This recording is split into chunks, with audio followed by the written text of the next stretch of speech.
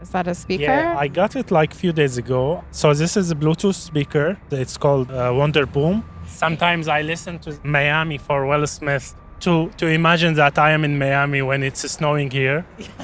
Yeah. So imagine that. Foodora courier Ahmed Jarbu came to Toronto from the Middle East. I started working in winter. Before he immigrated to Canada, Ahmed worked as a bike courier in Lebanon for a few years.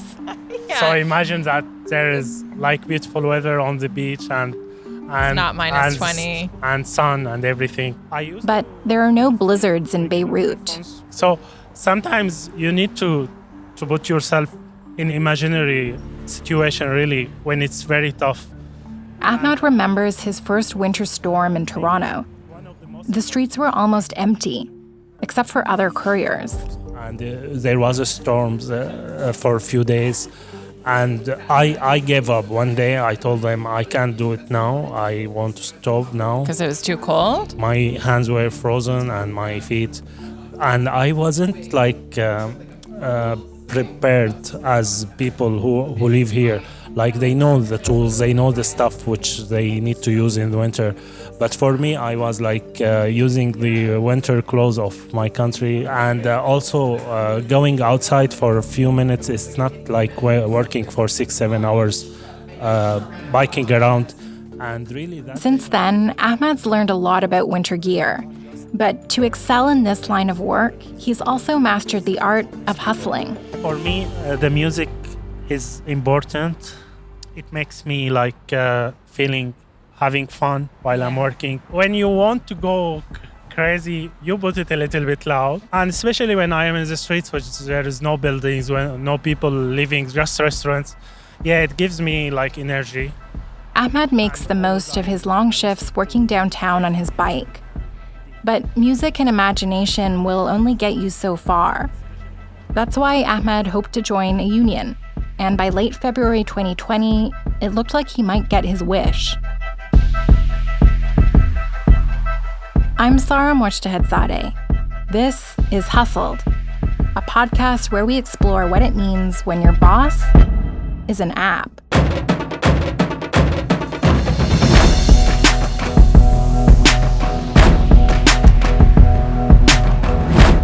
For the past year, I've been following a scrappy group of Toronto couriers as they take on a food delivery giant, a modern-day David and Goliath story.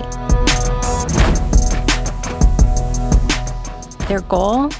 To challenge Foodora's business model and the gig economy as a whole.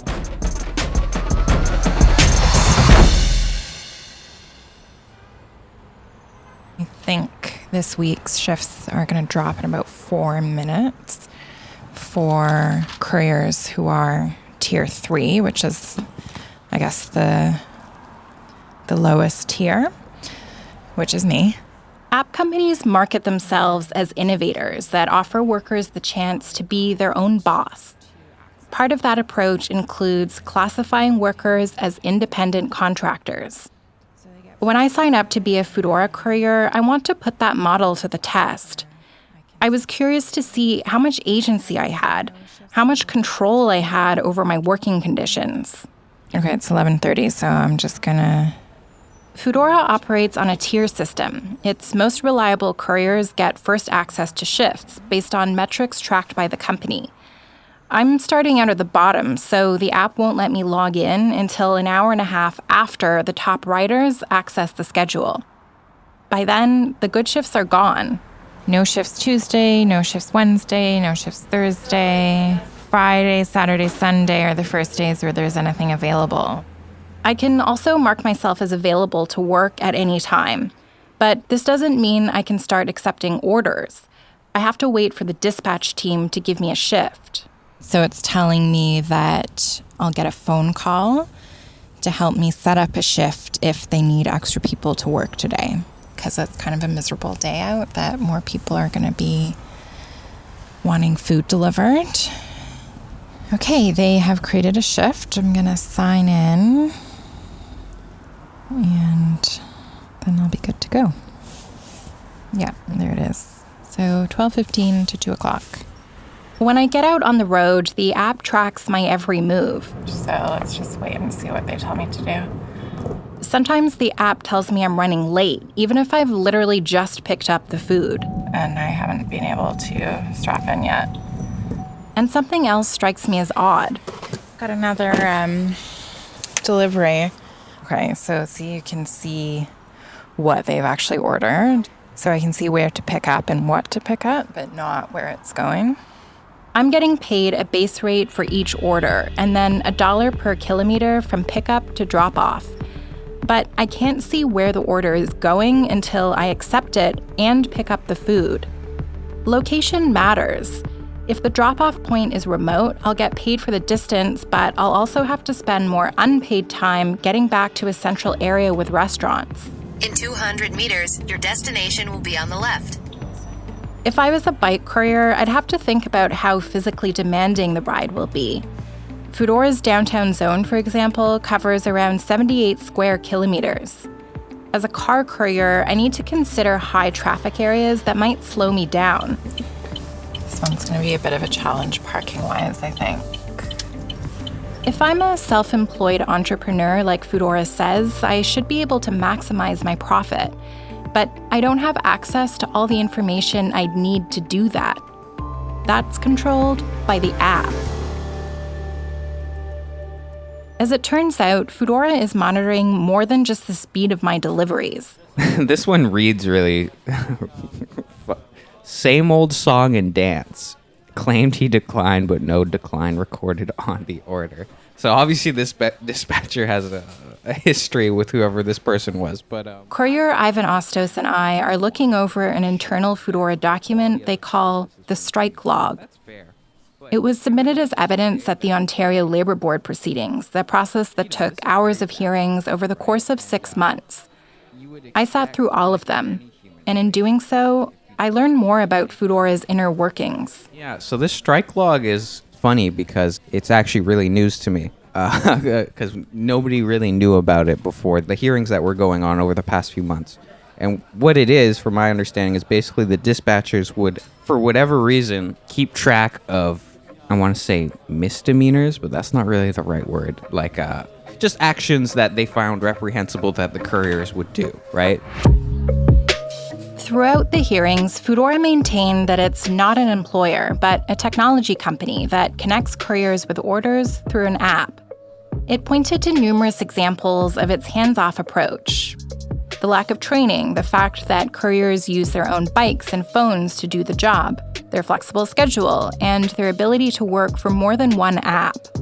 Foodora says that it's all proof that couriers are more like entrepreneurs than employees. But couriers argue the relationship is more complex than that. So that could be, this person declines all their orders throughout their shift. This person signs off early, or it signs in late. I was able to get a redacted copy of Foodora's internal logistics guide. The document sets out instructions to dispatchers. Unlike couriers, dispatchers are employees of Foodora, and they help manage food orders. These dispatchers are told to record couriers' behavior and issue what they call strikes for poor performance. Strikes are ranked by low, medium, or high severity. Here's one. Went MIA after accepting an order, later got back to us saying his phone had died. That's happened to me, to be honest. Like, my phone died, and then it was like, well, what am I supposed to do? Strikes can be given for anything from unexplained delays to declining orders. Foodora's email records also show its senior management issues warnings to couriers for poor performance. You were reported for refusing to complete an order within your queue.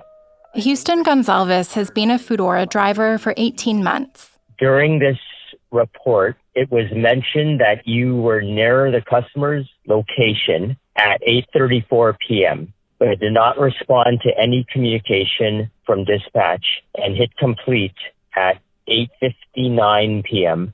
He received a disciplinary email from Foodora management last year. Let it be known that this type of behavior will not be tolerated and that you are expected to be ready and available for the entirety of scheduled shifts from beginning to end. And how did you feel when you got that email? Well, I mean, basically that night I was really worried that I was going to lose this position. Yeah. It was pretty much a sleepless night. Houston says he made the delivery on time, but forgot to hit the order complete button on his app when he dropped off the food. Yeah, I definitely completed the delivery and started to head home. My shift was over. I wanted to get home. Houston's colleague Ivan says examples like this clash with the company's insistence that couriers are truly independent. I could understand a company wanting to make sure that the quality of their service is maintained. That's fair. And you would expect, like in any human relationship, if you've done wrong of any kind, that they would at least tell you about that so that you can right that wrong and then everyone has a better relationship. This is just not that. They're just trying to keep track of all the shit they have on anyone so that once they get enough, they have a good enough reason to get rid of that person. And has that happened to couriers before, to your knowledge? Oh, definitely. It totally flies in the face of their argument. Like having this policy with penalizing people and obligating that people do these deliveries, just it doesn't make sense if you're truly independent. Just think of the word independent. I'm independent, but I have to listen to what my boss tells me to do, irregardless of whether it's good for me or not. Like, it doesn't make sense. Foodora told Ontario's Labour Relations Board that while it might monitor couriers' activity, in most cases there are no real consequences. But the evidence pointed to a deeper tension, one that exists throughout the gig economy. To keep their independent contractor model, app companies need to be hands-off, with little control or direction over what workers do. But to be competitive, app companies need to be hands-on enough to ensure good customer service. Right now, we are faster than we were a year ago. We are a few minutes faster in delivering. We are more affordable. Nicholas Osberg is CEO and co-founder of Delivery Hero, Foodora's Berlin-based parent company. At the 2019 Tech Open Air Festival in Germany, he spoke about the success of his multi-billion-dollar business that includes many app-based delivery companies. So that means you want to order groceries. The time you hit order, it will be at the doorstep below 10 minutes. So when people think that Amazon is fast, they should come to us. App companies want and need high standards to survive. David Dorey has a term for the tension this creates in their business model. He's a professor of labor law at Toronto's York University and a senior research associate at Harvard Law School's Labor and Work-Life program. I was flipping around on the TV and I saw some sumo wrestling, which I've never really watched before. But we all know what sumo wrestling is. It's, two big guys trying to push each other outside of a circle. And I learned watching sumo wrestling of a move called an Oshidashi. And an Oshidashi in sumo wrestling is a move in which you push your opponent outside of the circle while maintaining hand control on the opponent the entire time. And I thought to myself, Oshidashi was a perfect symbolism or metaphor to explain about gig workers. In the sense that really what's going on here, if you think about companies like Uber and Foodora, what they're trying to do is push the drivers outside of the boundaries of employment law. But they're trying to do that in a way in which they still maintain control over the drivers. And the problem for the platform gig companies, legally speaking, is the fact that they want to maintain this control. Much like Foodora, Uber said in an email to me that its platform, quote, enables drivers to earn money on their own terms. Uber also says that's the reason why, quote, the vast majority of drivers say that flexibility is their number one reason for driving with Uber and Uber Eats. But the Oshidashi move described by David Dorey is starting to attract legal scrutiny. French courts have dealt another blow to controversial taxi firm Uber. In most cases, it's taken years to even question it, let alone update labor laws to tackle the issue. A gig or a job or somewhere in between. How a court ruling on Uber drivers in the UK could change things for those working in the so-called sharing economy. Some say that has to do with app companies' powerful origin story, one that many of us want to buy into. How's it going? Can I get a mild Polish sausage, please? Actually, I told some friends that I was going to get poutine. You're in the wrong province. Yeah. I'm walking through downtown Toronto with Six Silberman. He's a programmer by trade, and he's in town for a conference. I have not had any donuts in Toronto, but you know what I did have copious amounts of? I had copious amounts of bubble tea, because in Frankfurt, we don't have a lot of bubble tea. Six grew up in California, the birthplace of the gig economy. Now he's based in Frankfurt, Germany, where he works for the largest trade union in Europe. His job is to organize gig workers. I feel like the original story around a lot of these apps and platforms was a story about convenience, right? So it's like, okay, well, we have these smartphones now. What can we use them for? How can we put software onto these smartphones that will let us do the things that we want to do anyway, but more easily, more conveniently, maybe more cheaply? Part of the story in terms of who is providing that service as well really centers around the freedom that it provides workers, the flexibility. You know, it's about convenience for consumers, but also sort of convenience for workers as well. What do you make of that narrative? Is that grounded in reality? It's not 100% false, but it's more than 50% false, I would say.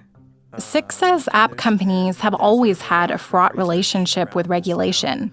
Yeah, I mean, Silicon Valley has a sort of decidedly libertarian flavor, right? That's not news to anyone. You know, a lot of these people come from computer science backgrounds, and I think historically there's been an attitude in computing as a discipline and as a culture to say, if I can program it, I'm morally entitled to do it. I think it comes out of the sort of cultures of computing and engineering and technology where expanding our technical capability and making things cheaper, faster, and higher quality, according to the sort of technical understanding of quality, was always seen as an intrinsic good. That idea has attracted billions of dollars of investment. People who have not had any exposure to the venture capital ecosystem maybe have a hard time imagining. It's like there's these people sitting on piles of money looking for people to give the money to. If your goal as a company is to turn a pile of money into a bigger pile of money, a worker that you have obligations to, financial obligations, is a liability. And so I think this sort of culture of cutting away as many liabilities and obligations, especially financial and legal ones, as possible, is intimately bound up with what is the goal of this sector or industry, sort of financially and economically. Part of these companies' success is selling the promise of technology. You know, I think one of the things that companies like Foodora have done so effectively, and I think Uber is maybe the best example of this, is, you know, they kind of fetishize this notion of disruption. And they've kind of Toronto labor lawyer Ryan White represented Foodora couriers at the Labor Board hearings. I think really to sell the public and to sell government on the idea that, you know, this is new and exciting and you shouldn't interfere with innovation, right? Even to the point of saying, you know, you shouldn't interfere to make sure that basic minimum standards, employment standards are being enforced. And I think, unfortunately, the government's kind of fallen for that. And I think the public has largely fallen for that. I think we're seeing technology has a way of dazzling and sometimes mystifying us. It can change our lifestyles, our livelihoods, our values, almost without us noticing. But to Six and Ryan, there's a grittier reality under this seductive veneer of convenience and efficiency. I wanted to know more about why Foodora set up its business the way it did, and why it believed couriers should be classified as independent contractors. Hi, you've reached Sadie. Sorry I can't take your call right now, but please leave your name and number, and I'll call you back when I can. For this podcast, I made multiple requests through Foodora Canada's spokesperson, Sadie Weinstein, to interview the company's managing director. Hey, Sadie, it's Sara calling from the Toronto Star. I also requested interviews with Foodora Canada's lawyer and the CEO of its parent company, Delivery Hero. I'm just following up on our interview request with David Albert. I know you have some concerns over it, and I just wanted to talk to you about what some of those concerns are. And all my requests were declined. So I had to dig deeper into Foodora's past to understand why it chose the employment model it did. So the idea to start Courier was based on like a number of different things. 7 years ago, Adam Hashem launched an on-demand delivery business in Toronto. He called it Courier. I was living in Asia for a few years, working in banking, and we moved back to Toronto and wanted to try to get back into the tech, which is my original background. Living in Asia, Adam noticed how convenient things were, how easy it was to access local goods from anywhere. He also noticed digital platform businesses cropping up in cities across the United States. These companies were offering services that let you use your phone to, say, order flowers, lunch, or pick up your dry cleaning.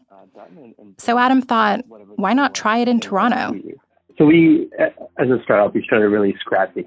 In the early days, Courier's model was pretty basic. So you literally had to type in like an address of where you want something picked up from, describe what it is you wanted, and then provide like your address and give us your credit card. And then what we would do is when an order came in, we would just forward an email to like a courier's email account.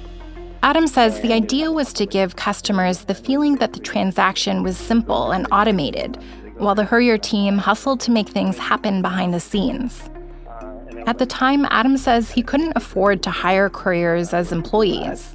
They were all independent contractors. There was so much evidence of this new kind of gig economy picking up in different cities in the U.S. and with Uber and Lyft. It seemed like a new wave of what the workforce could look like. I was a big believer in like the gig economy, and part of that is giving people choice and flexibility and all that kind of stuff. When Adam launched Courier, he developed software that automated much of the delivery process. He hoped that technology would make things more efficient and more fair for couriers. Adam thought that dispatching orders through an algorithm would eliminate potential discrimination. By automating everything and being able to kind of show people when they get upset, like, hey, this is why the system works this way. And like also soliciting feedback, like how could this be done better or more fairly? The pay was done on a per job basis. There was incentive, of course, for the couriers to do as many jobs as they could. We tried to balance that out. We had a lot of prediction models happening. If there were too many couriers on the road, earnings were low. If there were too few, couriers would be overloaded, making their work potentially unsafe and making customers unhappy. Adam believed technology could help strike the right balance. In 2015, Foodora bought Courier and kept the independent contractor model Adam set up. But that's not all they kept. Back when he was in charge, Adam says 80% of his startup revenue went to Courier's wages. The pay rate he offered 7 years ago, $4.50 a delivery, plus $1 a kilometer from pickup to drop off. The same rate that Foodora paid its Toronto couriers in 2020.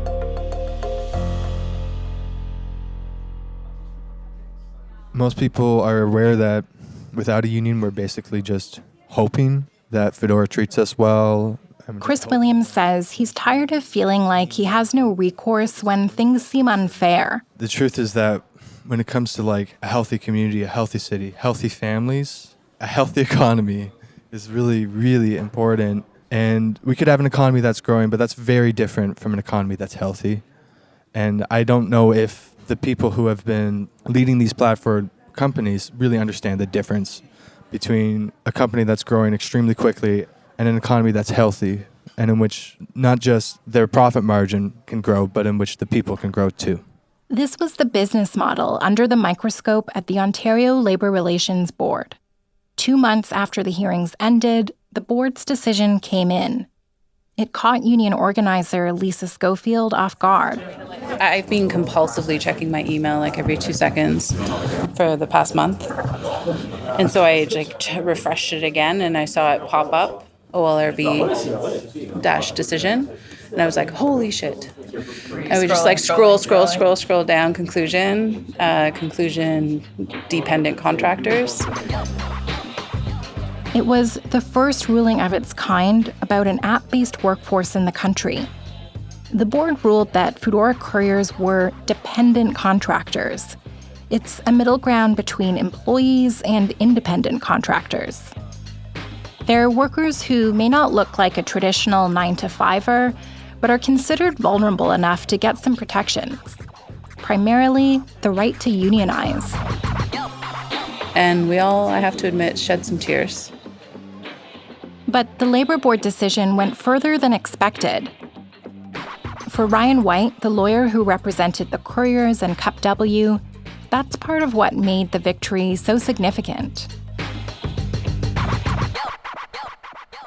And I think that the board thankfully kind of resisted the temptation to just be as kind of minimalist as possible. I think the board picked up on something that at least they'd mentioned in the past, but hadn't really elaborated upon, which is, the importance of that dispatch system in the app. The OLRB found that the very technology used by Foodora also created a, quote, complex system of incentives and restrictions that limited the choices of couriers. And while Foodora couriers make deliveries with their own bike or car, the board ruled they did not own the single most important part of the job, the app. Companies like Foodora and Uber have always tried to pitch themselves, in part as tech companies by really centering their app as being, what generates this work. And I think that cuts both ways. What may be the most groundbreaking part of the decision, the part that sent the strongest message to other app companies, was this. While couriers often work casually or on a part-time basis or for multiple apps, the Labor Board ruled that did not constitute entrepreneurialism. It's just hard work. But I think they certainly made a few comments that I think really provide us with a very good kind of jumping off point for future platform-based applications and future gig economy applications. Like most app-based workers, Foodora couriers can't set their own pay rates. They can't cut their own deals with restaurants to deliver food. They can't create a discount code to give to their preferred customers. That's all part of why Labor Board Vice Chair Matthew Wilson ultimately ruled Foodora had misclassified them. Wilson said these workers are not self-employed entrepreneurs, but rather, quote, cogs in a wheel powered by Foodora. After the ruling, Foodora's managing director, David Albert, said the company was, quote, reviewing the decision and assessing how to move forward. He said the company would continue to act in good faith and that for now, it was business as usual. But the concept of business as usual was about to become obsolete for all of us. Regarding the coronavirus, we continue to monitor very closely and coordinate with our provincial partners, with the international community. We're continuing to work extremely hard to counter the impacts on our economy that the coronavirus will be bringing. Next time on Hustled. We never got any kind of pay raise or danger pay or anything like that during the pandemic. We were still making the same shitty rates that we were before, the same rates that we've been paid since this company started 5 years ago. The governments need to stop letting these companies get away with this kind of thing. The gig economy is not a small player. It's not a small section of the economy anymore.